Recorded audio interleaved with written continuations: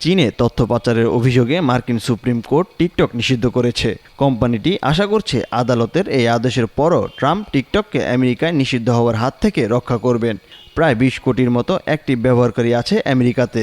TikTok America থেকে $১০০ কোটি মতো আয় করে, আর গোটা দুনিয়াতে টিকটকের সক্রিয় ব্যবহারকারী আছে ১৫০ কোটি। ২০২৫ সালে এসে অ্যাপসটি ৩.৫ বিলিয়ন বার ডাউনলোড করেছে ব্যবহারকারীরা। টিকটকের উদ্ভাবক হলেন চীনা প্রযুক্তি কোম্পানি বাইটড্যান্স, যার প্রতিষ্ঠাতা এবং সিইও হলেন জাং ইয়ামিং। ২০১৬ সালে বাইটড্যান্স টিকটক তৈরি করে, যা চীনে ডোইউন নামে পরিচিত, যা শুরুতে চীনে জনপ্রিয় হয়েছিল এবং পরে সারা বিশ্বে ছড়িয়ে পড়ে। টিকটকের এখন মোট সম্পদের পরিমাণ প্রায় $৮৫ বিলিয়ন, যার অভিহিত বাজার মূল্য $২০০ বিলিয়ন মতো।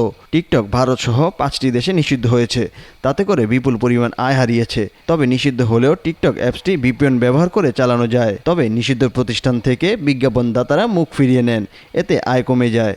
টিকটকের শর্ট ভিডিও নকল করেছে ফেসবুক রিলস ও ইউটিউব শর্টস। অনেকে ধারণা করেন গুগল ও মেটা আর এক্স এই ৩ কোম্পানি মিলে টিকটককে নিষিদ্ধ করার পেছনে যুক্তি তুলে ধরেছে। আর স্বাভাবিকভাবেই যখন সোশ্যাল মিডিয়া কোম্পানিগুলো ব্যবহারকারী ডেটা নেয় অথবা ইউজার এক্সপিরিয়েন্স ডেটা নেয়, তখন ওই কোম্পানি বুঝতে পারে ওই অঞ্চলের বয়সভিত্তিক ব্যবহারকারীর চাহিদা। সেই অনুযায়ী তারা ব্যবহারকারীকে সোশ্যাল নিউজফিড সাজিয়ে দেয়, আর এই অ্যালগোরিদম এমনভাবে সাজেস্ট করে যে ব্যবহারকারী তার ক্লিকের ধরন অনুযায়ী একের পর এক সমজাতীয় কন্টেন্ট আসতে থাকে। মার্কিন যুক্তরাষ্ট্র অভিযোগ করছে টিকটক ব্যক্তিগত ডেটা চুরি করছে, যা শত্রু দেশ চীনের হাতে পড়েছে।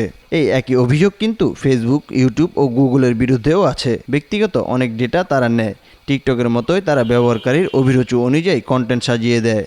তবে যত বাধাই আসুক, যেহেতু এটার বাজার আছে, চাহিদা আছে, তাই সামাজিকভাবে এটাকে বাধাগ্রস্ত করা গেলেও পুরোপুরিভাবে থামানো যায় না। তবে টিকটক যেখানে নিষিদ্ধ হয়েছে সেখানে ফেসবুক, ইউটিউব ও ইনস্টাগ্রাম মার্কেট দখলে নেবার চেষ্টা করছে।